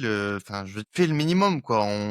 Le monde a évolué pendant que toi, tu continues dans cette mission de salariat déguisé. Tu peux t'en prendre qu'à toi-même. Et tu veux savoir le pire dans tout ça, c'est que régulièrement, ces personnalités-là, malgré qu'il y ait eu, je sais pas, 6 mois, 9 mois, 1 an, 2 ans de mission, n'ont pas les fonds assez solides, ou en tout cas, n'ont pas les reins assez solides pour bah, justement se faire ouais, c'est aider chaud. sur tout ça et sortir de cette phase-là.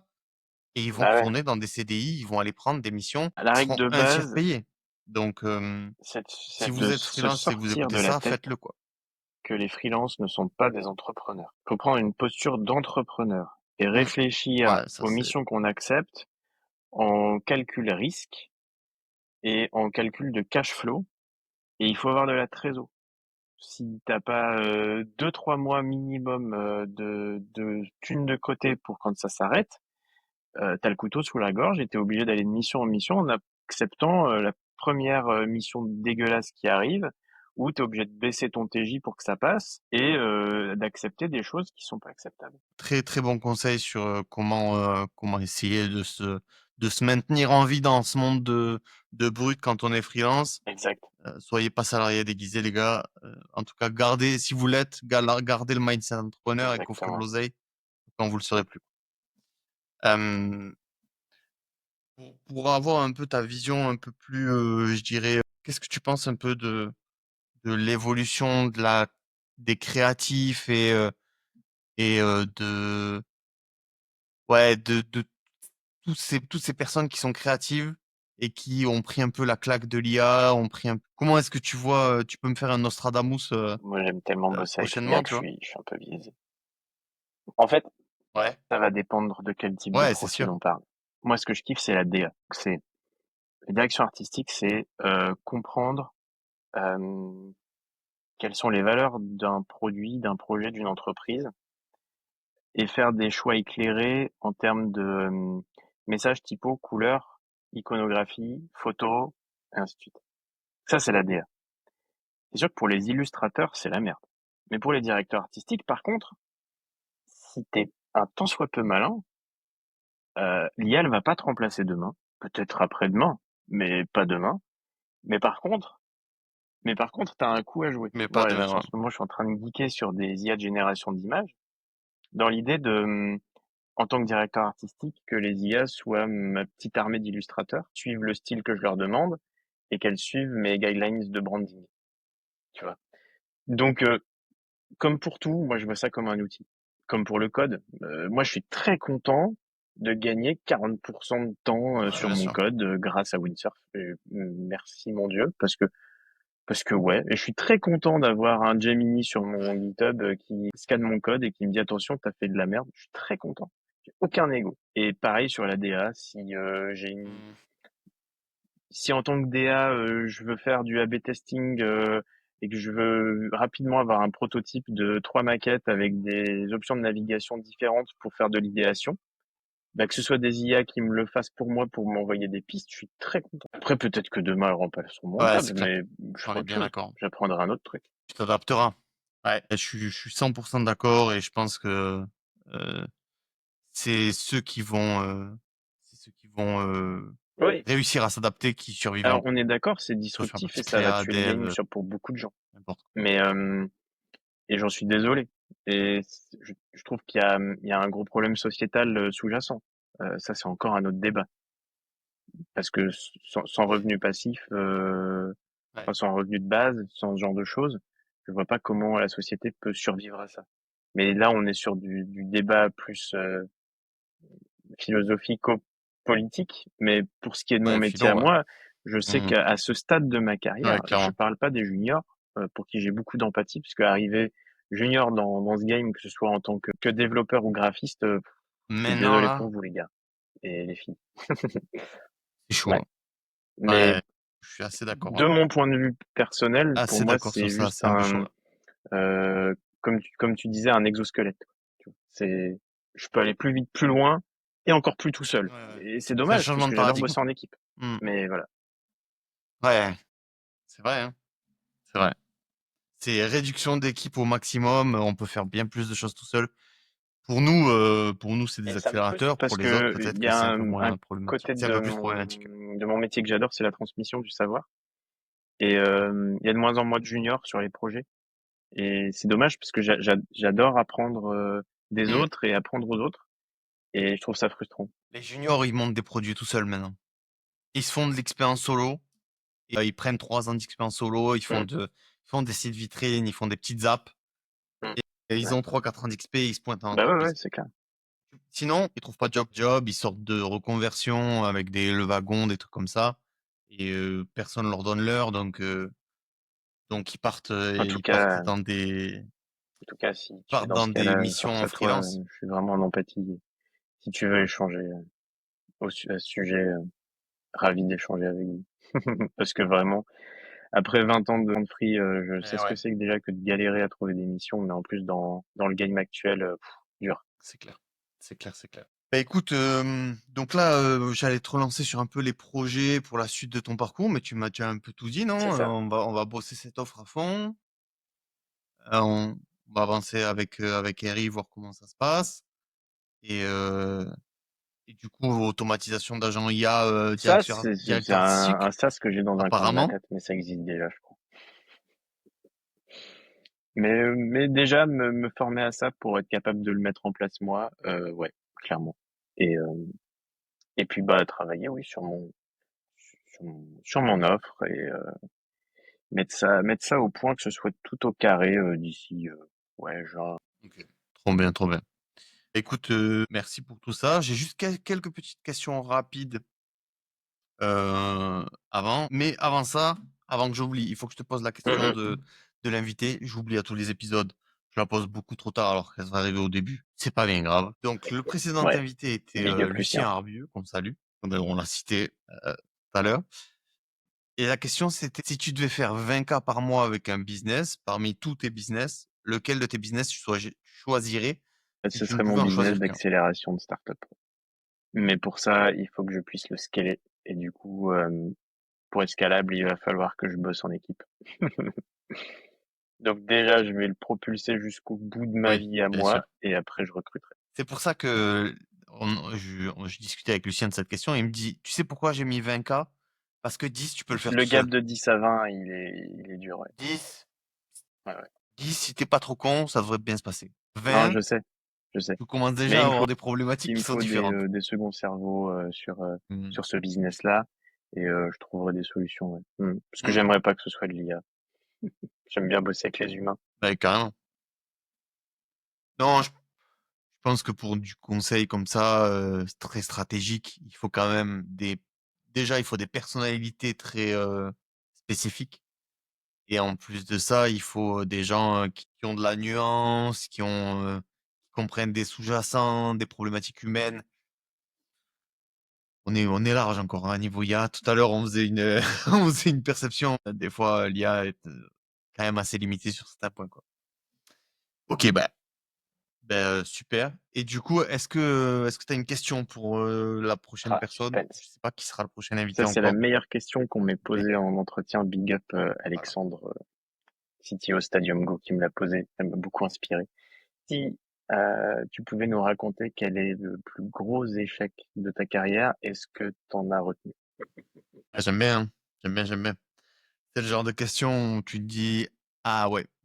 En plus, c'est bien parce que tu forces les gens à se mettre à nu chez moi, ça me plaît. Non pas que je sois quelqu'un qui veuille que les gens se mettent à nu, mais ça va me donner du croustillant, donc j'apprécie beaucoup. Super, super, super. Est-ce que tu as un conseil, euh, un conseil à donner, par exemple, à tous les DA? Quelle est selon toi la compétence à avoir quand tu es DA en 2025? Je vois beaucoup de tutos Figma, de machin, de bidules dans tous les sens, mais la compétence, c'est de toujours partir des fondamentaux qui sont les règles du design. Euh, et choper des vieux bouquins des années 60 qui t'apprennent la composition, la typo, la grille, la théorie des couleurs. Parce que ça, c'est ce qui te permet d'avoir des fondamentaux, de pas juste copier les copains, de comprendre les tendances, analyser les tendances, et du coup, ne pas créer des sites web qui vont être obsolètes dans 6 mois. Pas créer pour la mode du moment, mais créer pour les besoins du produit. Très, très intéressant ça. Exactement. Très intéressant. Back to the Et c'est basics, l'erreur que j'ai plutôt que fait, et je m'en d'aller me excuse choper le dernier pour mes template anciens Figma à 100 élèves de balles. l'époque où j'étais formateur, c'est de vouloir leur apprendre d'abord les outils.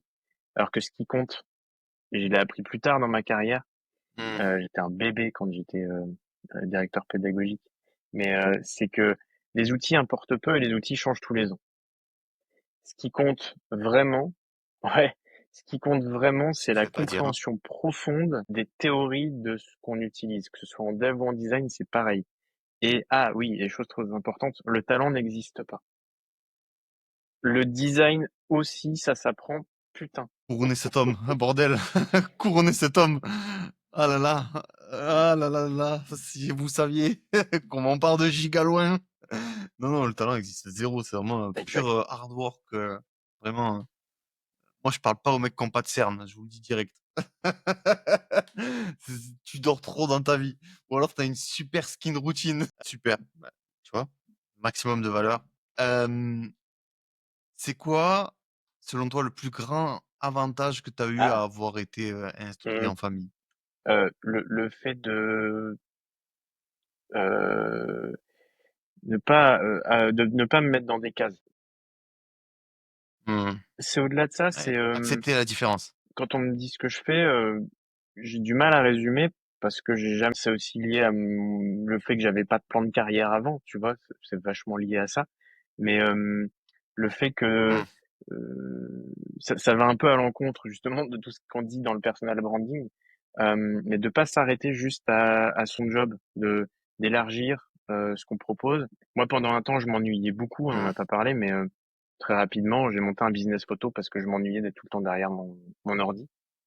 Et j'ai appris la photo de zéro. Ouais. Et je suis devenu un putain de photographe, mec. Ok. Euh, et ce Ok. que je kiffais, c'était photographier les Ok. gens dans leur intimité. Alors, en tout bien, tout honneur, hein, c'était des familles. Je me roulais par terre pour prendre les enfants en photo et je passais des moments incroyables. À aucun moment, je me disais, je suis pas à ma place parce que je suis graphiste, parce que je suis développeur. Non, non. À cet instant-là, j'avais décidé de devenir photographe. Bah putain, je suis devenu photographe. Et c'est ce que m'a appris l'instruction en famille. C'est quand tu as envie de faire Trop un bien. truc, bah fais-le, point. Ouais, Mets de l'énergie à cet tu endroit-là et tu vas apprends en devenir ce faisant que en tu fait. voulais faire.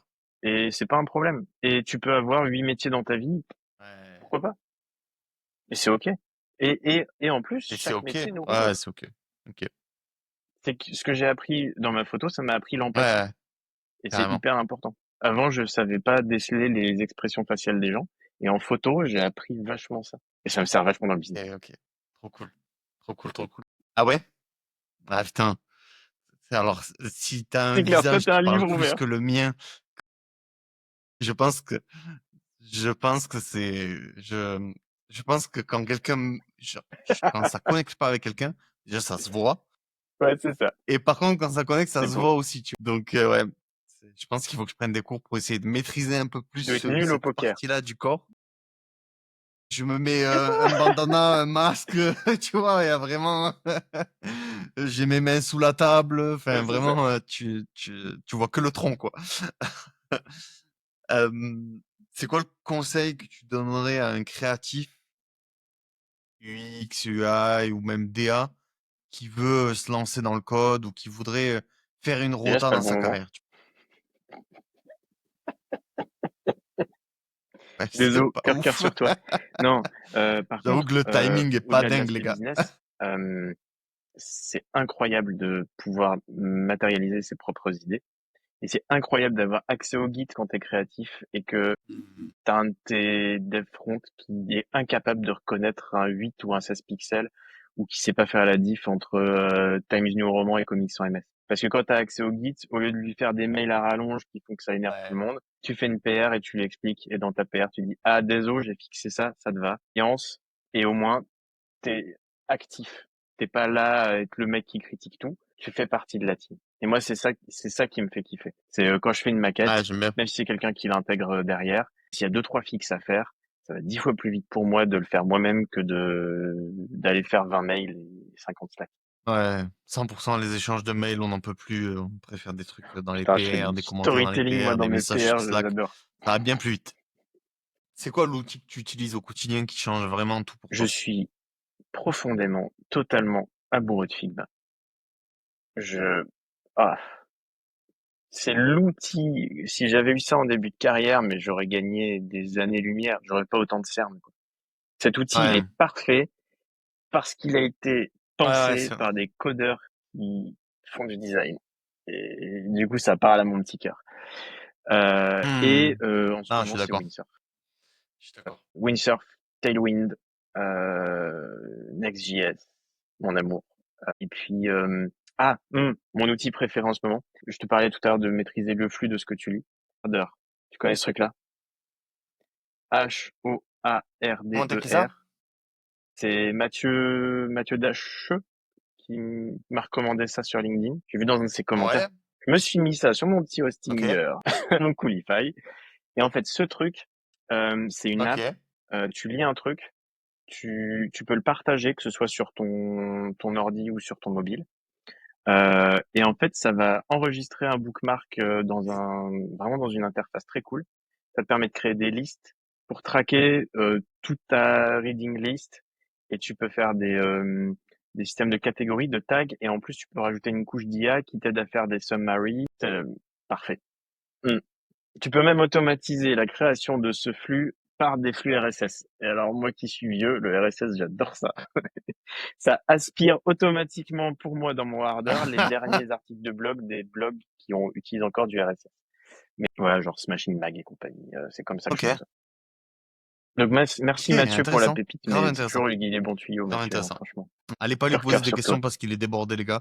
Mais Mathieu, il est plein de bons conseils. Allez sur LinkedIn, il a lancé un produit qui s'appelle Feedback. C'est une pépite, les gars. En plus, on est en background, on essaye de lui glisser des features un peu spéciales et Mais ça tout. se voit qu'il Vous avance, hein, il inquiétez est pas, toujours, c'est carré. tu sais, tu connais GuideQuest? Il est toujours en top. Moi, je suis Ouais. sixième cette Il semaine sur est GuideQuest, je me suis arraché, mais lui, il est toujours. Bref. ah, il bourrine. Ah, Mathieu, il bourrine. Hem, du coup, bah, j'ai une dernière question, c'est pour clore un peu tout ce débat-là. C'est quoi le pays qui t'a particulièrement marqué dans tes voyages là, et Il y en et a un peu trois. pourquoi, tu vois? Le premier, c'est la Croatie, parce que c'est un pays magnifique, mais Vas-y, les donne-moi les habitants, trois. désolé pour vous, désolé pour ma copine Liliana qui vient de là-bas, mais c'est des portes de prison, vraiment. On a essayé d'échanger avec les gens et tout, et tu sens, je suis vraiment en empathie Ok. pour eux parce que ça fait partie de la culture, vraiment, et c'est terrible parce Ouais, qu'on a essayé de socialiser avec les gens et dur. Ils ont un pays magnifique, ils ont une culture incroyable, ouais, mais ils sont vraiment centrés sur eux, quoi. Et du coup, ça nous a marqué, c'est ice cold, quoi. Bref, mais super pays à découvrir, en tout cas, et ils ont une très belle culture et ok. je respecte beaucoup. Simplement, voilà. Quand t'aimes échanger avec les gens, waouh. Bref, Dur, quoi.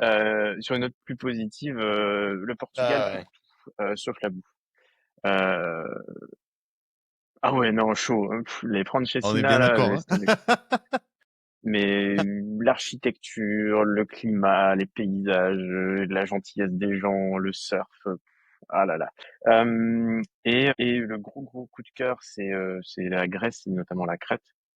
Parce que les Grecs ont la réputation d'être hyper bienveillants, inclusifs, tout ça.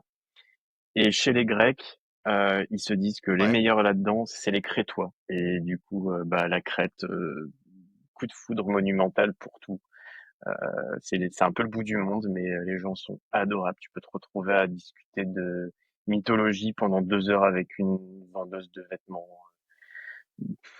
Tu peux avoir un mec ok. sur le ferry, La sa Crète. maman lui a fait un gros gâteau, bah il te le donne pour tes enfants. Enfin, que des trucs comme ça, j'en ai en pagaille. Les paysages, le climat, l'eau transparent, parfait. Voilà, mais il fait trop chaud en été. Ok, ok. Bah Bah vas-y, écoute, je note, hein, j'irai tu faire me un diras tour ce en que t'en Crète alors. penses. Je suis jamais allé, honnêtement, ça me chauffe. Ouais. Bon, bah écoute, merci beaucoup, Jérémy, c'était vraiment Ouais. top. Du coup, est-ce qu'on peut te Et sur mon retrouver site. sur LinkedIn? Ah, et sur Blue Sky Que sur aussi. LinkedIn Sur Blue Sky, je et pose sur des ton trucs site? plus perso. Mais voilà. Et sur... Ok. Sur LinkedIn, sur Blue Sky, on mettra les liens en description. On a Ça arrive ton bientôt. offre d'accompagnement de startup qui va sortir bientôt. Euh, et puis, ouais, continue à le suivre sur LinkedIn, là, il poste des trucs vraiment cool.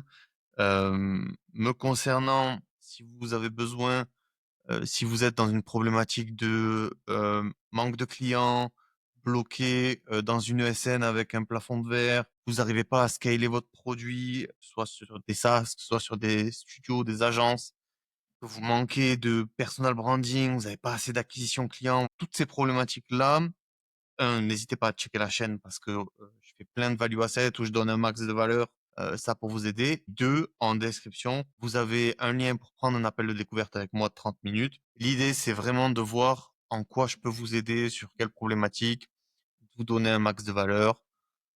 C'est cadeau, c'est offert. Prenez ces 30 minutes avec moi et on verra ensemble comment est-ce qu'on peut vous aider. Ça, c'est pour la partie business. Et surtout, Big up. déjà, merci à tous ceux qui sont restés jusqu'ici. Merci à ceux qui regardent sur YouTube, ceux qui regardent sur Mettez Spotify, on vous oublie tartine au pas, chocolat en commentaire, on parce qu'il y saura a que la vous avez vidéo vu sur jusqu'au bout. Spotify. Mettez Ou tartine au bien vous chocolat, mettez ouais, on va chocolatine voir. ou pain au On chocolat, vous ça va regarde, parler à hein. Lucas. Waouh, waouh, tellement de problématiques qui vont arriver là. Mais ouais, mettez un commentaire, n'hésitez pas à le repartager à votre tante, à votre oncle, à votre petite cousine. N'importe qui veut faire du business, je pense qu'on est en train de construire un truc cool. Donc voilà, c'était Build to Grind. On se voit tous les vendredis et Salut, puis on se bye voit bye. bientôt pour un prochain épisode. Salut les gars, bye bye.